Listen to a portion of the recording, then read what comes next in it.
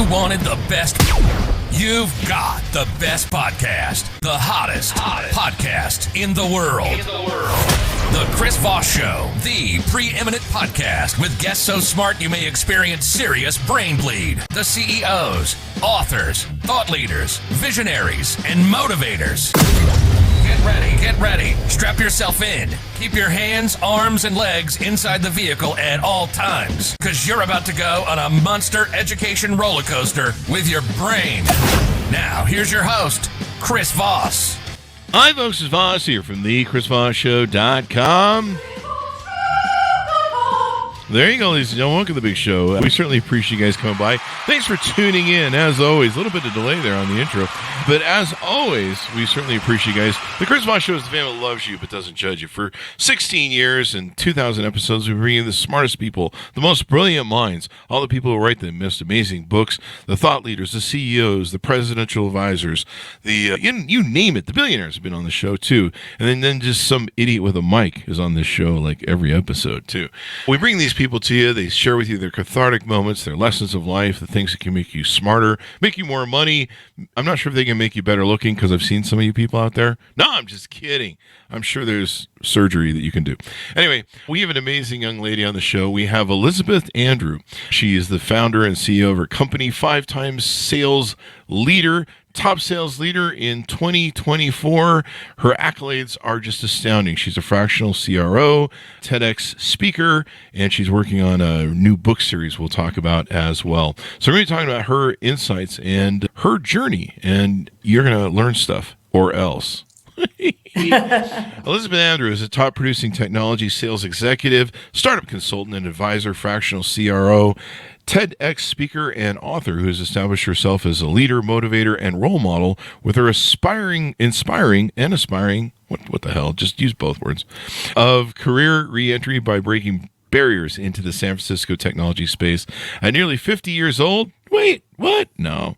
And after a 17-year career break, Elizabeth is a visionary sales leader who empowers startup leaders, founders, entrepreneurs, and small to mid-sized business owners to achieve their revenue goals, scale their businesses, and create sustainable growth by utilizing her... Can Chris learn to pronounce things today? By utilizing, it's the holiday. I took the weekend off. My brain did. By utilizing a proven strategic framework, she lays the groundwork for driving sales and scaling operations, and companies trust her to provide the foundation you need to scale your business with confidence. There you go. Welcome to the show, Elizabeth. How are you? I am fantastic, Chris. Thank you so much for having me. Thanks for coming. We really appreciate having you as well. Give us your .coms. Where can people find you on the interwebs?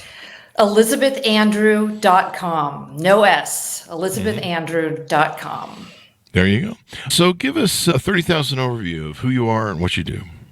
Yeah, it's great to be here. As you mentioned, I'm a technology sales leader. I've been a 5-time sales leader and CEO and founder of a tech startup that I recently sold, actually. But what really makes my story interesting is that I launched a career in my late 40s with no tech experience whatsoever after 17 years as a stay-at-home mom. You know, I'm in the process of writing a book I shared with you. It's called Starting All Over Again. When I was very young and starting out my professional career, I started out in the investment industry and helped build a mutual fund company for Wells Fargo Asset Management. We took it from $0 to $1 billion in assets. And the last region we went into as an investment company was the Northeast, because that's the investment capital of the world, the way the Bay Area is tech. And so I took that region from 0 to 70 million. So I learned how to build from the ground up early on, and I've been doing that my entire life. There you go. And so you work on this. Now, you have an interesting story. Tell us about your story. Evidently, you took some time off from business, or there was some 17-year thing. Tell us about what that journey was. Yeah, you know, as I shared with you, I was transferred to the East Coast, and this was in my late 20s. I was tasked with opening up the New England region for a bank, calling on stockbrokers, which was super interesting at the time because this was decades ago, and I was the only woman in the room. They were all white men that looked like my dad, as you can imagine, in the Northeast. And when I moved east, my family said, go for 2 years, have a great time, don't fall in love. After taking that region from 0 to 70 million, I did not listen to my parents, like most of us on the planet in our 20s and early 30s. And I ended up getting married to a New Yorker and moving down to New York. And I took 17 years as a stay-at-home mom. During that, yeah, it was great. Although you're Californian, and it was quite interesting. I moved to Boston in January, sight unseen, and had kind of a shocking experience with sub-zero weather and trying to drive around with all the crazy Boston drivers. And you're like, where's this sun? Exactly. Yeah. Exactly. Boston, Massachusetts. That's as you can see behind me, now that I'm in Southern California, shells and beach, and so I'm back in the sunny state. There you go. And how did Boston go? Do you end up moving back to California there? I spent a couple years in Boston. I took that region again from 0 to 70 million, and then ended up, meeting a New Yorker, getting married, and left my career, moved down to New York, and between New York and Connecticut, ended up 17 years raising my kids. I did a ton of nonprofit work, which was super interesting because a lot of those things that I did in those years were harder than anything I've done professionally. But, you're dealing with volunteers. You can't fire them if they don't do their job. But it wasn't until I took all of that off my resume that I was able to get back to work. So it was quite an experience. In 2011, I moved back to the San Francisco Bay Area. My oldest son was starting high school. I felt like it was time to get back to work. And so I found that I was absolutely unemployable. Nobody would talk to me. After 17 years as a mom and being on the East Coast. And I ended up finding my very first job back at Putnam Investments. And I found the job through Craigslist. Yes. Yeah. Working for the West Region Director of Sales. So that was really great. I got back into the city. I was working. And at that point, I just felt like there's no fun to be had in financial services anymore. And, here I am in San Francisco and so much going on in tech. And, I laugh, Chris, actually, oftentimes, because I told you I was the only woman in the room in the investment industry. I went from that to being the oldest person in the room in tech in San Francisco. In your 40s and 50s? That sounds about right, I guess. Yeah. There's a real ageism thing over there. Oh, yeah. There really is. I watched so many 20-year-olds run companies in the ground, and I've told VCs, I'm like, why do you keep doing this? I could have run that company and made a profit in my sleep. Like, I'll see ones that have potentials of unicorns, or they're thought to be unicorns, and they'll just ram it right in the ground. And one of my friends did the book. I can't remember what it is, but there's a unicorn on the cover, and it's a book about all the silliness in the tech business, the drinking carts, the alcohol carts, the parties, the cocaine, the drugs, the rock and roll, all the just debauchery that was going on at some of these places that you're just like, don't you guys have a sexual harassment and drug policy? Like, what's going on? And just the waste of money. I think WeWork during its original CEO who's trying to buy it back now. Kind of, that debauchery got like really out of hand with that company. It's so funny you say that because, I started on Wall Street. And when I was launching in tech between 2011 and 2017, Wall Street was demonized. Anybody that was that's just such a different place. I mean, and, everybody has a perspective of Wall Street being the Wolf of Wall Street and drugs and all those things. And I'll tell you that there is just as much going on in tech, or was before the pandemic. I saw as many egregious things in tech than I ever did in finance, and I think like anything else, we'll probably look back in 10, 20 years and, we'll see a lot of documentaries on Elizabeth Holmes and, and WeWork and all that we already are. And, everybody's going to think everything in tech was like that. Yeah. There you go. It's an interesting space. Now, part of your TED Talk encompasses, I think, part of your journey too. Tell us about your TED Talk. And I think it was talking about, hiring people like yourself who'd been out of the business theater for a while, and why it's important to still find those people. Yep, absolutely. So when I was I was back in the East Coast during 07, 08, back when everything fell apart. I was a mom, so I wasn't working at the time, but started with Goldman Sachs, started a program called a returnship program, And I knew a lot of particularly women that had great careers that, came out of careers in New York that were living in the tri-state area that, after that kind of great recession decided to go back to work, and they went into this returnship program. And Morgan Stanley, it was really successful. A lot of other companies ended up doing that. I didn't get involved in that because we ended up moving to the West Coast. And of course, tech was, as you mentioned earlier, a lot of ageism. A lot of the tech companies haven't been around that long, right? It was very young and there was nothing like that. And, I had such a challenge getting back to work. It took me years and, and I'm definitely an outlier. I get people calling me all the time saying, how'd you get into tech at that age and, and have a successful career. And so I started really, not speaking to the people that were reaching out to me saying, how'd you get back in, but really speaking to the companies about letting them back in. Yeah. And the title of my TEDx was Let Them Back In. And, there's a lot of, the big reason that companies would not hire people like me is they felt like they're just out of touch with the tech tools. And that's true. But, I used to have my old day planner. I remember when my kids were in school and I was getting together with some friends, we were going to have lunch or something. And my three friends, we were standing on the school property and my three friends had their phones and we were trying to book time. And I had my day planner and my son was mortified. He could see me through his classroom, but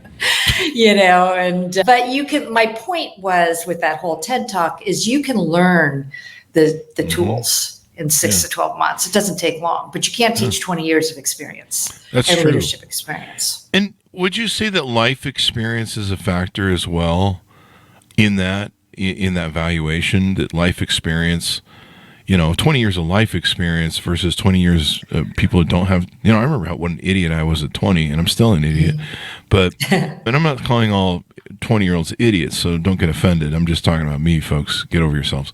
But 20 years of life experience, there's a lot you learn. You learn about people. You learn about interaction with people, evaluations of people. You learn patterns. You set up social patterns. Is that a factor? Absolutely. And it's interesting you bring that up because as a tech sales leader, I worked for a company called HelloSign. We went through an acquisition by Dropbox. I spent a year at Dropbox. And that was such an interesting, to your point, we could go down a rabbit hole on that. But, we had a Michelin star chef, 3 meals a day and, Peloton bikes. And it was all of the things you were talking about of, spending a lot of money and super fun. But I'm a sales leader. And I've worked for an AI company as VP of sales. I've worked for a handful of different companies. And I'm always working for these genius CEOs that come out of, Harvard, MIT, Stanford, Cal, that, I've been the only person on my leadership team that wasn't first generation Indian.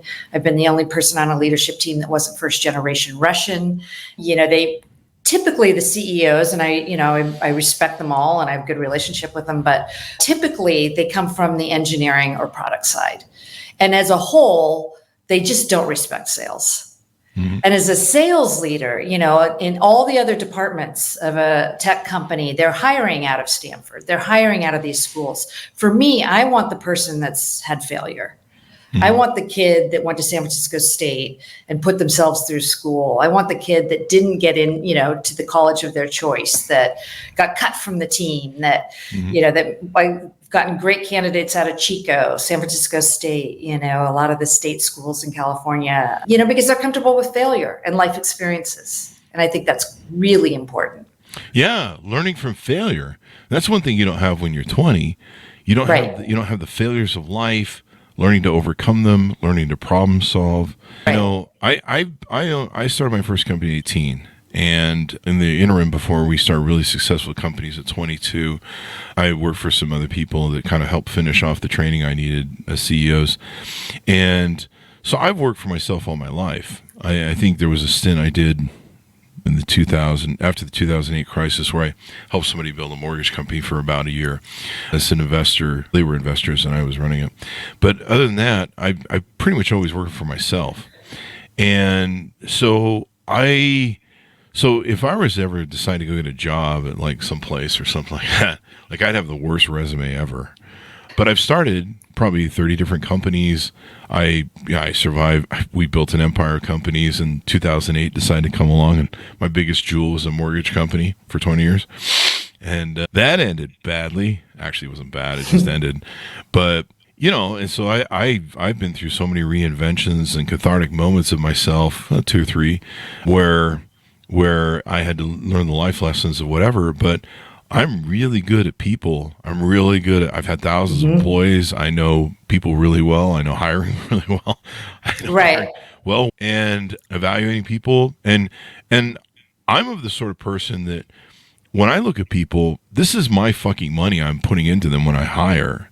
It's very different than when you're just some Joe at a PR, at the HR division. And I'm not minimizing your job, folks, but it's not your money. It's a whole lot different when you're looking across the desk at somebody going, do I want to put my personal money into this person's employee? Or a dinner date, for that matter. That's a joke, people. But it's true. And so my analyzation of people is really harsh, or it's not harsh. It's very detailed because it's always been my money. And I'm like, and when I make really bad decisions at hiring the wrong person, it's very painful. And it's my money that goes out the door. It's not, some investor, corporation, stockholder balance sheet that's going to affect. Yeah. And so I think I would have a lot to offer people if I came out of the woods and decided to work for other people like you've talked about in your TEDx. I think I would. I know, I think maybe there's a large part of mothers that come out of, they did the young years of motherhood, and it certainly saves a lot in child support these days. If you've seen the prices of child support's like bigger than a house mortgage right now. But but these are people who've learned life lessons. They know things. They've been through failures. I've been through so many cathartic things. I've proven that I'm a non-quitter. I probably should have quit everything a long time ago. But yeah, I'll watch. I've seen companies that I'm just like, they're doing everything wrong. Like we talk to their investors. I did that with Twitter. I had my ear in Fred Wilson's ear and would cause fights on the board. And it's just because I haven't worked for the man for 35 years or whatever, how long I've been, doesn't mean I'm stupid. Maybe it does. Right. No, I cannot agree with you more. I and I think that's one of the things we're seeing right now. I'm actually doing this entrepreneurial journey for the first time.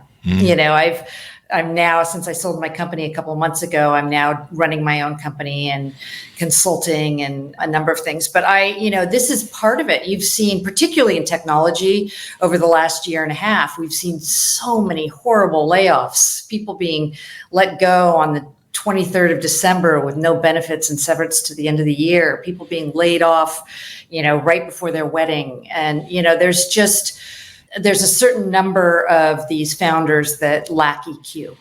And, it's the most expensive thing that companies do, to your point, is have a bad hire.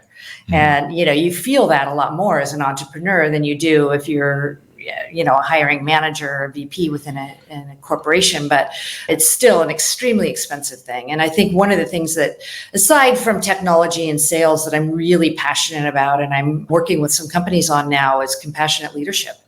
And, it's amazing to me as, somebody who's gone through a lot of challenges too. And I believe in post-traumatic growth. I think that's a real thing, after going through some really challenges, that's what makes us better, stronger, and all the things, right? But, a lot of these leaders don't realize that if you want to get the best performance out of your people, you've got to find out what motivates them and gets them excited and makes them feel good. And for me in technology, when I was just an individual contributor as a salesperson, I'm not interested in ping pong and karaoke night. I want time with my kids and, if you can figure out what motivates your teammates, and it could be all something different, you're going to get a much higher performance out of them. Very true. So you're not interested in the 16-man foosballs things and the liquor carts pulled around on a Red Ryder pull truck? Sake bombs, yeah. Yeah. You wonder how anything gets done, really. I mean, I couldn't get employees to do their work when we didn't have alcohol in the office. I don't know, maybe that was the problem. But Utah kind of has some laws about that, But, you're right.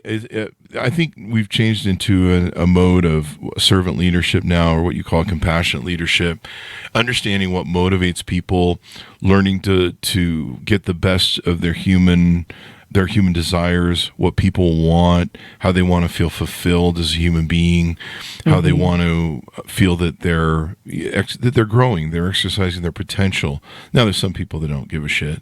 We've seen those people on Office Space, but there's I think most people want that, especially the newer generations, and you're probably talking about that as well. These newer generations, the millennials, especially the Gen Zs. I imagine the Gen Alphas are going to want something more. Yeah. And I love that too. And I think, to your point earlier, we're seeing actually one thing I've seen a lot over the last few years, particularly since the pandemic, is we're seeing a lot of teachers transitioning into tech sales, but I find, and I don't mean to judge anybody's leadership skills, but one thing that I think is really a great asset to leadership is being a mom or a parent. Yeah. And a parent of teenagers. I have a Gen that. Z. Yeah, exactly. You can manage anything. I understand millennials. I understand Gen Z. I live with them. You've been changing their diapers. Exactly. No, it's very true. If you can survive teenagers, you can do anything. It's true. I've stepped in that role a little bit for pseudo stepdadding, and man, they eat the fridge as soon as you bring the groceries home. Yes, they do. You're like, where did those bags of food go? And they're like, they're gone. You have more? And you're like, it didn't even make it to the fridge. Yeah. And then all their other challenges as they grow. And, everyone goes through it. But there's so many life lessons you learn, and overcoming, even if you're a mother or a marriage or raising children, there's all sorts of crises and resiliency. I think that's the word I've been looking for this whole half hour. Resiliency. Yep. And you want somebody who's going to show up for work. They're not going to quit the first day. They're not going to quit the first time it's going to happen. They're not going to quiet quit because they're just like, I'm not getting my way here. That's a big thing. And you want somebody who's resilient and who can do that. And sales is a great way to learn that resiliency, or a great way to utilize that resiliency, because you're going to get told no a lot. It's kind of like working with teenagers when you ask them to do the chores. Yeah. And that's it. It's hard. Going through a job search is hard, but going through a job search after 17 years of not working is really hard. And I think, unfortunately, and I empathize because so many people are, in that situation today. Right. But, it's challenging. And, I think that, the resiliency and not taking it, when I coach people, friends, I have a lot of previous colleagues that are out of work, and, I'm like, you just don't get attached to any specific role. You just have to, and not take it personally. You just never know. Just put out your best, foot forward, and focus on the quality of your presentation and the number of people you talk to. Yep. And just remember, OnlyFans is always still an option. No, I'm just kidding. Don't do that, folks. Don't do that. That'll permanently ruin your career, from my understanding, unless you stay in it. That's why you can subscribe to Chris Voss's OnlyFans at don'tdothat.com. I don't know what that means. It sounded funny in my head at the time. But yeah, for me, I don't know that I would ever get anybody to hire me. I can get hired people as a consultant or, advisor and coach. But when it came to 9 to 5, I'm not even sure I can do a 9 to 5 job, actually, come to think of it. Yeah. Everyone does a remote now. So as long as I can show up in the office in my underwear and flip-flops, is that still permitted? Or is that only? Oh, in tech, absolutely. In fact, I remember it was funny because, when I was, this part of my book, Starting All Over Again, that it should be out by end of the year. But, when I started out in the investment industry, this was decades ago, and I was transferred to Boston. And I remember going into a Merrill Lynch office in downtown Boston. And I'm wearing a business suit and pantyhose and heels, and calling on, there were 500 people in the room, and they were all white men that looked like my dad, and then, I was talking, flash forward, when I was at this company, Hello Sign, and I was employee number 40. We were a startup, and, in a really cool startup space in San Francisco with the brick wall and the ping pong tables and the little named, and we were selling to engineers. We were selling APIs to engineers. And I was just an individual contributor at the time. And I was in the office talking to our CEO, and I had a hoodie on. He's like, "Have you always worn hoodies and sneakers?" I'm like, I'm a chameleon, it's comfortable, but you have to kind of adapt. I like how there's kind of a sexist sort of thing. I showed up at a job interview one time in pantyhose and heels, and boy, they were not happy with me. I don't know what the hell's going on there. It seems kind of some prejudice going on. But yeah, now you've started the entrepreneur journey, and I imagine. So tell us about what you're doing in your consulting work and how you help people. Yeah. So this is, it's funny you're talking about not being able to go back to, working for a corporate role. This is my first attempt at, being an entrepreneur. Now, having said that, I was CEO and founder of a tech company, but it was, it was a little bit different. So this is on my own, and it's not for the faint of heart, but I'm having a great time. Really what I'm working on is I'm working with some tech companies, but I'm actually finding quite a bit of business through like entrepreneurs who are, maybe a little further along. What I'm really good at is helping founders and CEOs who are doing founder-led sales. They're successful at it, but they don't know how to scale that. And, one of the biggest challenges that a lot of founders have is that, their first few sales hires are usually a disaster. They either hire a VP at a very expensive price too early, or, they hire the wrong people. And, it's very, very difficult for particularly technical founders, but really for any founders who've been doing founder-led sales to find people who are going to be as passionate about it and have the knowledge that they do. So what I do is I come in and I do either a 3 or 6 month, engagement with them, and I build out the whole sales playbook, the sales process, sales stages. I get down their pitches and presentations, and I evaluate their people, their processes, and their positioning, and create a whole strategy for them to make it scalable. There you go. And so how do people onboard with you? How do they reach out? How do they shake your hand over, maybe a call or something like that to see if you're a fit? Yeah. Both. So I'm launching my website. I take emails on there now. It's going to be rolling out really quickly, but it's a coming now page. But there's actually a free sales playbook template, which can really help people, if they want to come down to really evaluating all this stuff. But it's pretty high level. You can reach me at elizabeth@elizabethandrew.com. And I'm also very active on LinkedIn. I'm Elizabeth A. Andrew on LinkedIn. Reach out to me and I'd be happy to take a discovery call and see if there's a way that I can help you, grow your business to the next level. There you go. And do you focus on certain types of business, technology, or are you open to all types of business, or? I really am. I really was focused on technology, and I've had a couple of really extraordinary experiences recently, Chris. I had a chance to go to Necker Island with 30 entrepreneurs and Richard Branson, which was really incredible. And, I've done a couple of other sort of entrepreneurial events and had an opportunity to meet some people. There's one person who has a publishing company and helps authors. She does retreats for authors. She's been extremely successful. And so I'm working with her to help, again, she's the one who's been selling, she's up to 7-figure business now, but she needs to grow and, pass off some of the sales efforts. So I'm working with her. I'm working with a marketing company. So I really, I can work with anybody that wants to grow. Yep. I wonder if we had her on our show. We've had a number of publishers and advisors on the show. We've had the publishers, and we have publishers post people on the show that write books. We're a lot in the publishing area. That's what we're into. But we've had a lot of great gals in that do it. So I wonder and they host like several retreats that are really nice. So there you go.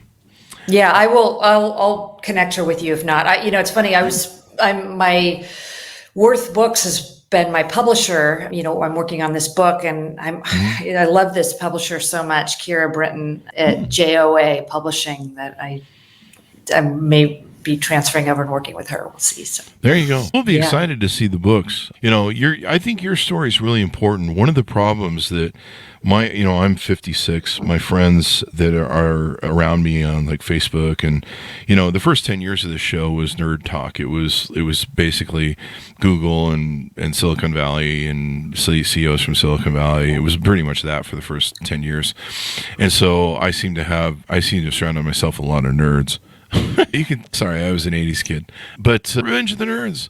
But a lot of them, 50s, 60s, these guys are great. They were in Silicon Valley at the beginnings, the beginning, back when it was all trees, folks. And, one of my friends, one of my friends was kind of the first, I think he was the first employee of Steve Jobs. And what's his face? Woz. And my other friend, his mother and him used to put the chips in the first Apple II computers. They were part of a garage assembly team. But a lot of them have been were in the early days of tech in Silicon Valley, and they've hit this wall of ageism. And it's a pretty ugly wall.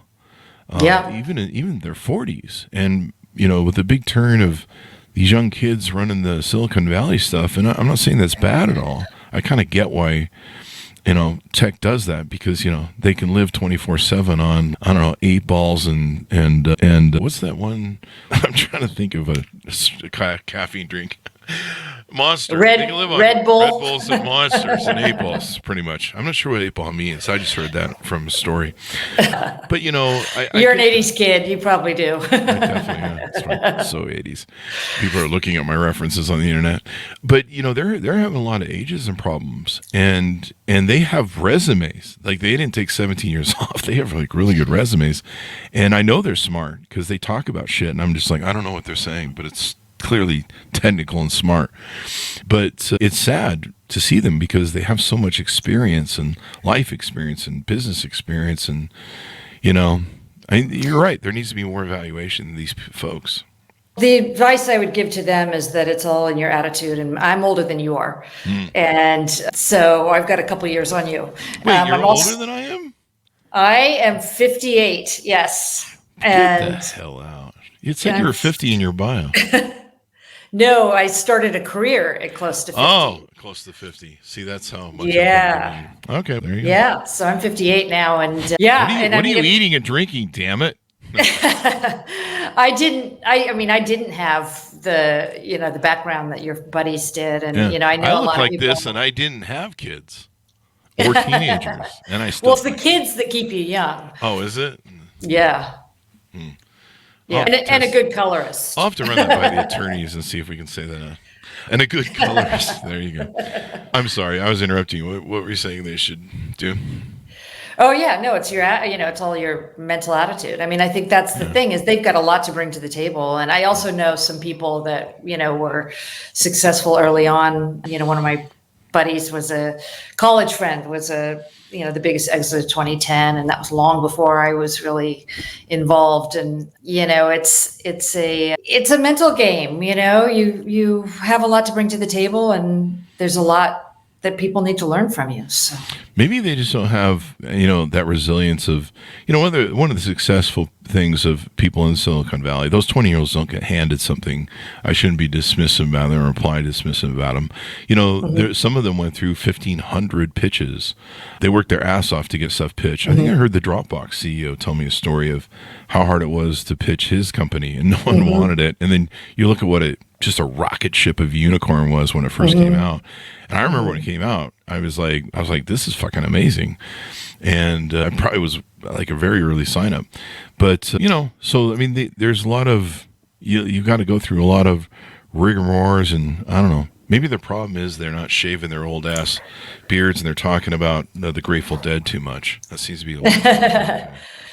No, there's a lot. I mean, there are a lot of brilliant CEOs, and they can be. Obviously, so many of them have been so successful, and I mean, it just my point is, and particularly in sales and go to market, is that you have to work hard to go to Harvard, unquestionably, but by default, things have gone your way. You've been first string of your team. You've been first seat at the cello, or, you've been top of your class to get there. And, there's different ways to work hard. And, I think have your probably dad be rich. Yeah. Yeah. And I think one of the differences maybe between, your friend, whoever it was who worked with Steve Jobs early on, and myself, I mean, there's a lot to be said for having your back against the wall.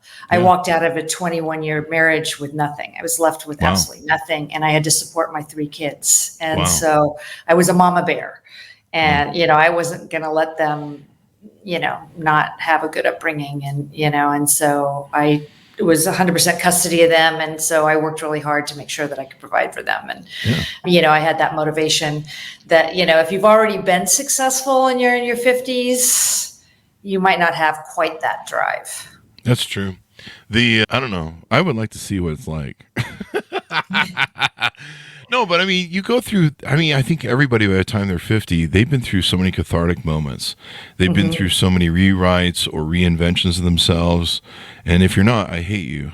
But we've all, I don't think there's anybody who goes through life on a perfect run. I mean, I tell that to people all the time when they think, they have FOMO, or they see people on Instagram, they think that there's some people that they just, you look at, they'll do that to movie stars. They'll be like, oh, his life is just so perfect from beginning to end.